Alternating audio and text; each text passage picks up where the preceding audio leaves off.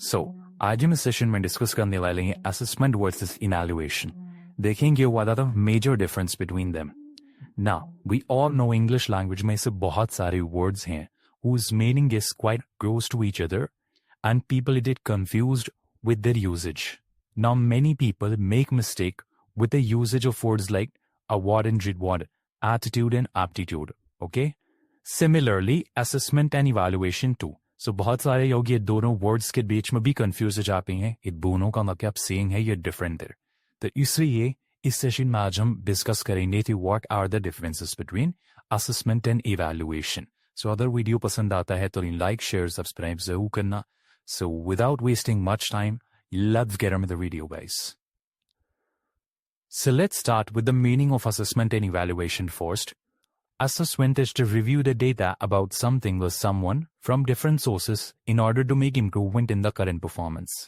अब assessment एक ऐसा प्रोसेस है जिसमें टीचर बच्चों की इंफॉर्मेशन को गैदर करती है, उनके डेटास को कलेक्ट करती है और रिव्यू करती है, चेक करती है कि बच्चे को कितना आता है और कितना नहीं आता। What the learner knows and does not know.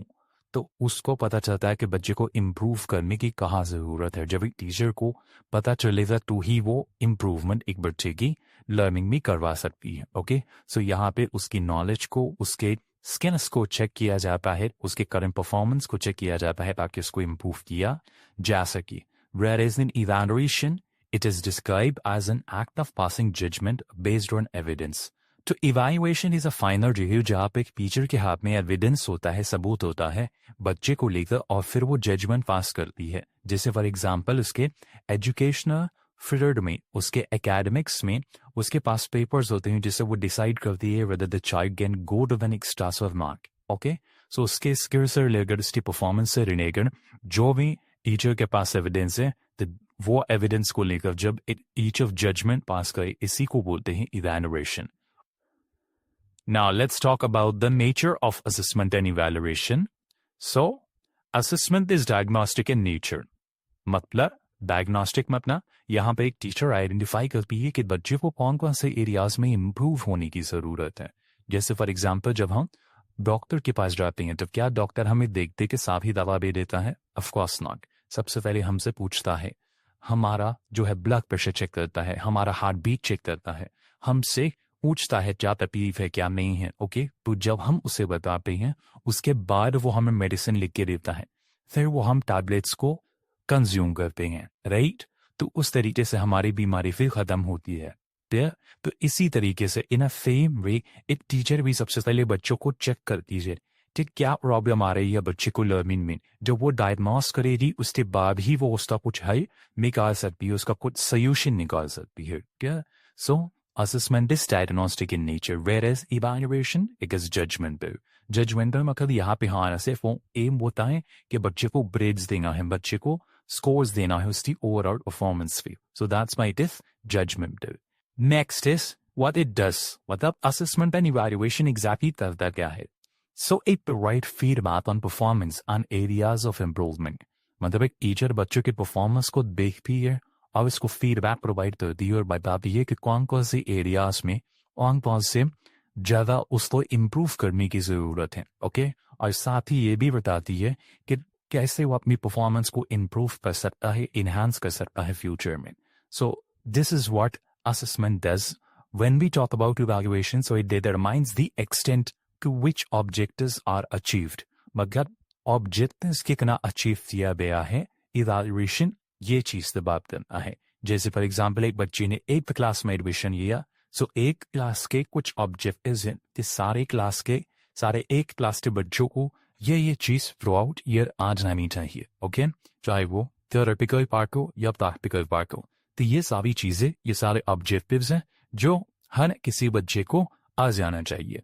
अब जब हम at the end of the year check करेंगे तो ऑन कौन से बच्चे ने कितने ऑब्जेक्टिव्स अचीव किया है उसको कहते हैं इवैल्यूएशन। क्या नेक्स्ट इज पर्पस। पर्पस क्या है असेसमेंट एंड इवैल्यूएशन का? सो इट इज फॉर्मेटिव जो है क्योंकि ये एक ऑन गोइंग प्रोसेस है, ये चलता रहता है। ओके, यहाँ पर टीचर बच्चे के परफॉर्मेंस को कंटिन्यूसली चेक करते रहती है कि कैसे बच्चे की परफॉर्मेंस चल रही है, जैसे उसकी लर्निंग चल रही है, बच्चा इम्प्रूव कर रहा है या नहीं कर रहा है, उसकी वीकनेसेस को, उसके स्ट्रेंथ को, उसके स्किल्स को, उसके परफॉर्मेंस को आइडेंटिफाई करने के लिए टीचर असेसमेंट कर दीजिए. Okay, so that's why it is formative.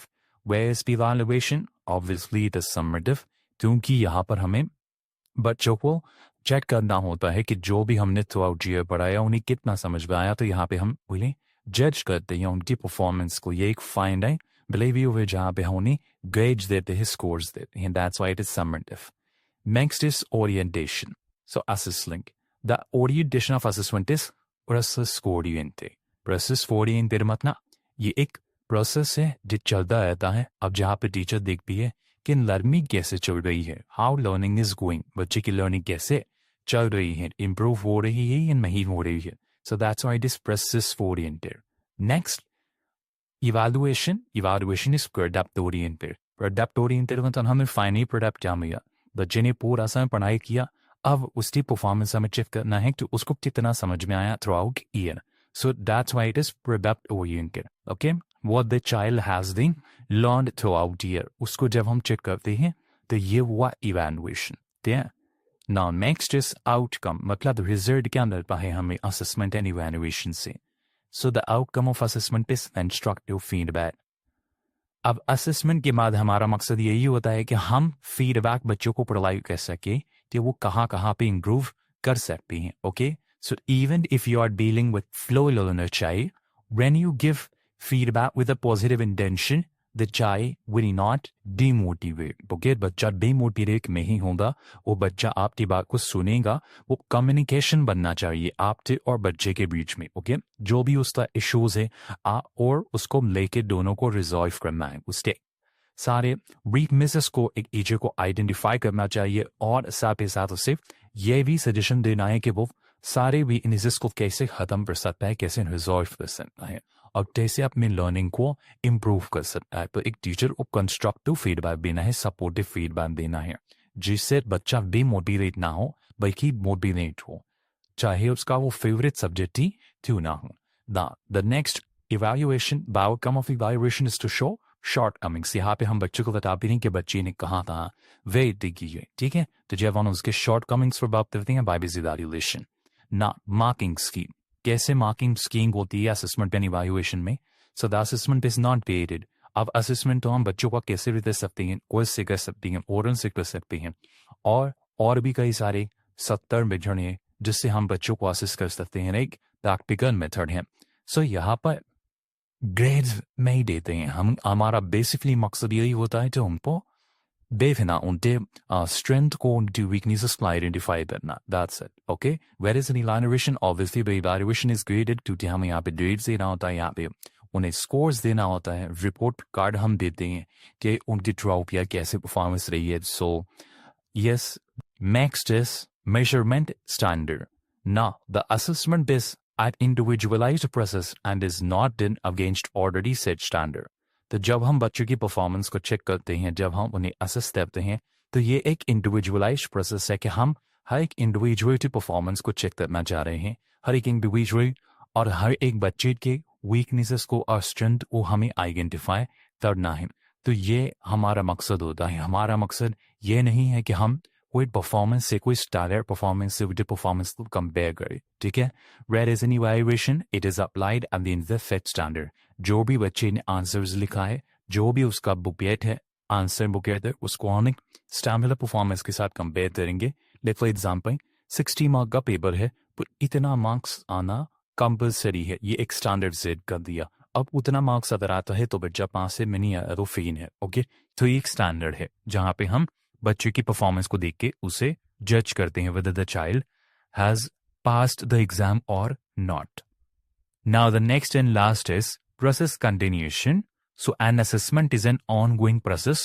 यहाँ पर टीचर बच्चों को कंटिन्यूसली असेस करती ही रहती है, उनकी परफॉर्मेंस को चेक करती ही रहती है. Whereas in evaluation, an evaluation provide closure on the existing process. जो प्रोसेस चल रहा है उसको एक फुल स्टॉप देने के लिए, एक एंडिंग देने के लिए टीचर इवैल्यूएट करती है. Okay, so this is about evaluation and assessment.